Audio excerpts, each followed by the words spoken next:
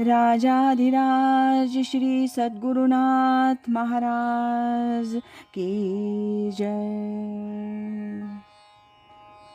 तीर्थस्वरूप परमपूज्य श्री रामराय गोविंद केळकर तथा श्री दासराम महाराज यांच्या वचनांवर आधारित श्री दादांचेच अंतरंग सत्शिष्य ना गोखले यांनी लिहिलेल्या नित्य नवा दिस जागृतीचा या ग्रंथातील आज ऐकूया 11 जून या दिवशीचं चिंतन.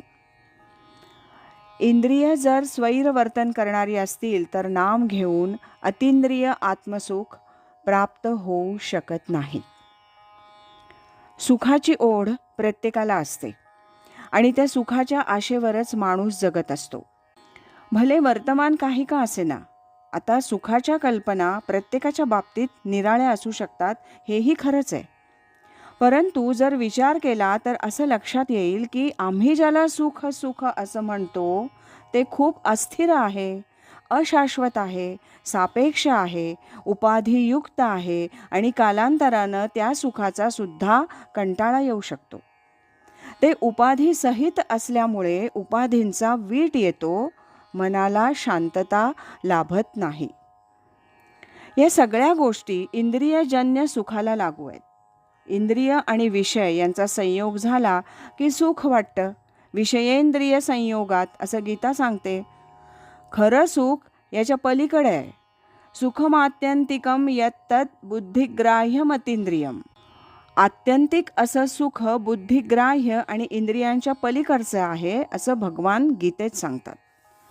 परंतु हे सामान्यपणे माणसाच्या लक्षात येत नाही, कारण इंद्रियांच्या बहिर्मुख वृत्तीमुळे ती सतत विषय सुखाच्या मागे लागलेली असतात. असं असताना अंतर्मुख होऊन केवळ बुद्धिग्राह्य अशा इंद्रियातीत सुखाचा विचार करण्याचं बळ त्यांच्या ठिकाणी राहतच नाही. प्रत्येक इंद्रियाला स्वतःची एक निराळी जाणीव असते, त्यानुसार त्यांचं वर्तन घडतं. आपण पाहतो की सुखाच्या बाबतीत सुद्धा निरनिराळी माणसं निरनिराळ्या इंद्रिय सुखाच्या बाबतीत कमी अधिक आग्रही असतात. अशा तऱ्हेनं इंद्रिय जर असंयमित असतील तर त्यांना अंतर्मुख होऊन आत्मसुखाविषयी जे सर्वोत्तम आहे म्हणून अवघड आहे. विचार करायला सवड आहेच कुठे. नामानं त्याची प्राप्ती होते हे खरं, परंतु नामसाधनेनं साठणारी शक्ती इंद्रियजन्य सुखात घालवली तर आत्मसुख मिळवण्याची किंवा त्याचा आधार घेण्याची ताकद राहणार कुठून. नायमात्मा बलिहीनेन लभ्या. इथे बळ म्हणजे शारीरिक बळ नव्हे तर आत्मिक बळ आहे. ते इंद्रिय संयमानच मिळू शकतं. इंद्रियांच्या द्वारा वाया जाणारी शक्ती साठवली तर ते वाढू शकतं.